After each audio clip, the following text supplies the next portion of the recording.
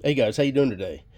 So we have the VTOMAN X7 jump starter and air compressor. This is a 4250 amp jump starter and up to 160 PSI air compressor. Just to give you an idea of the protections that it has.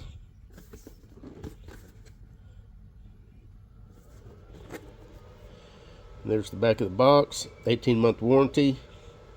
This is the largest jump pack that I've ever demonstrated. This is an 88.8 watt hour jump pack. That's the battery capacity inside the pack itself. It does come in a bag. And just to read off the specs real quick, this is the X7 jump pack. This is a 7250 jump starter with manual override, 160 PSI tire inflator with auto shutoff. Has a QC 3.0 charger for USB devices. It will jumpstart 10-liter gas and diesel vehicles. Has a 400 lumen light and a 24,000 milliamp internal battery. So let's take a look at the unit itself. Ventilation along both sides. The bottom is rubber. There's the back of it. Here's where you're going to plug in the jump pack itself, or the jumper cables rather. There's the port for the air hose, your USB-A and USB-C. I'll go ahead and turn it on for you. Nice big display. As far as the accessories, there's the air hose. Little pack of adapters for various items that you want to air up. There's the jumper cables themselves.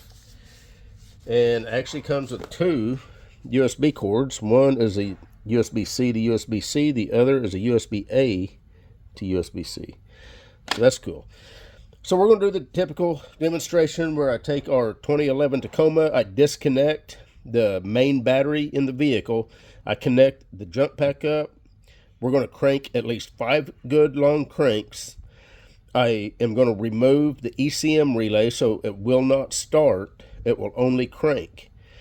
I get questions all the time from people saying, well, why didn't it start? And either they don't watch the whole video or they don't understand what the purpose of this is. If I left that ECM relay installed, even though I had this jump pack hooked up to the main battery is going to be what the car uses to start the vehicle.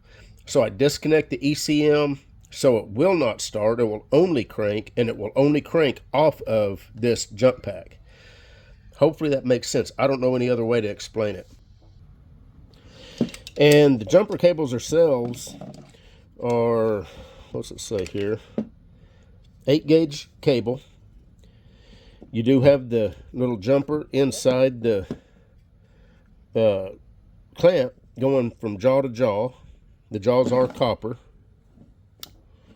They do appear to be nice and heavy.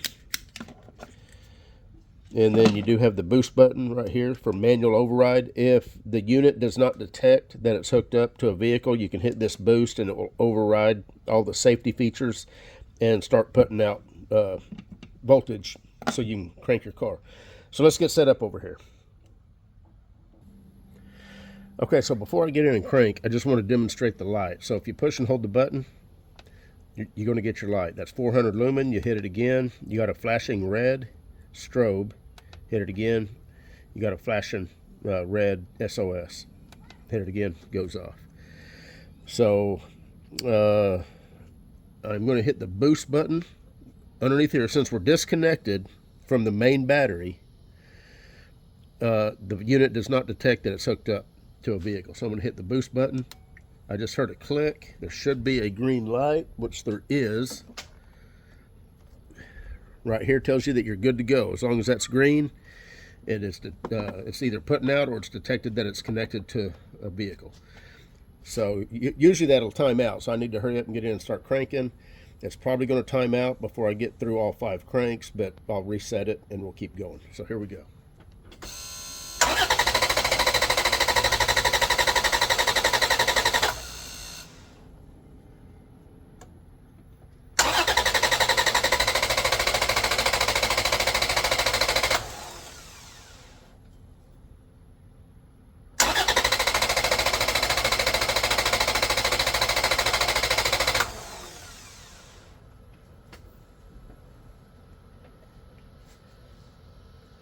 Okay, it timed out, so I'm going to go ahead and hit it again. We'll keep going.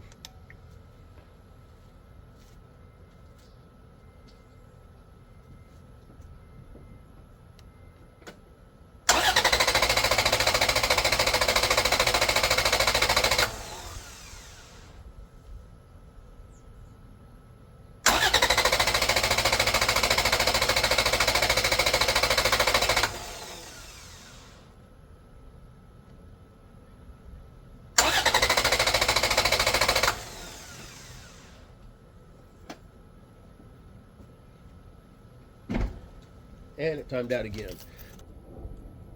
So that was at least 5.5 cranks.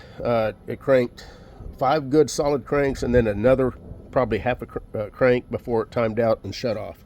We've lost 1 bar, so we still got 3. So when we hook this up over there and start airing the tire up, I'm pretty confident we're going to get all the way to 40 PSI without a problem. That's going to be a 33-inch tire on our Jeep. So the cables are slightly warm. Nothing out of the ordinary. So let me get hooked up over here on the Jeep. All right, guys, so I'm all hooked up here on the Jeep. You can see that we're actually at about 11 PSI according to this. I did deflate the tire. This is a 33-inch tall tire. We're going to air it up to 40 PSI. So let me see what I got to do to make that happen. First, we're going to set the pressure to 40, and then I'm going to hit go.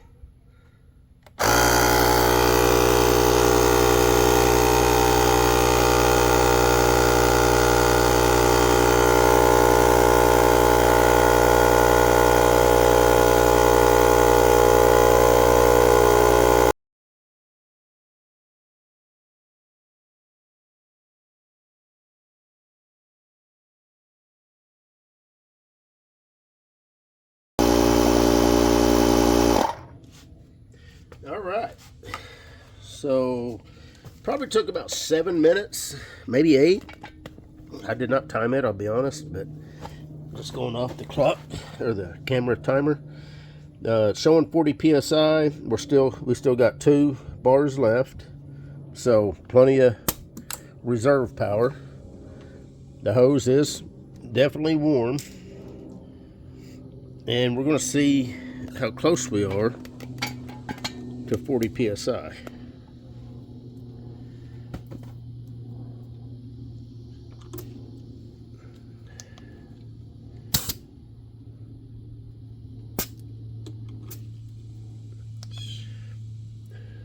.1. I'd say that's pretty close. Definitely happy with that. So, what do I think about this VTOMAN X7 jump pack? I like it. I like the way it looks. I like the power that it has. It is relatively quiet compared to other jump pack air compressors that I've used to air this tire up.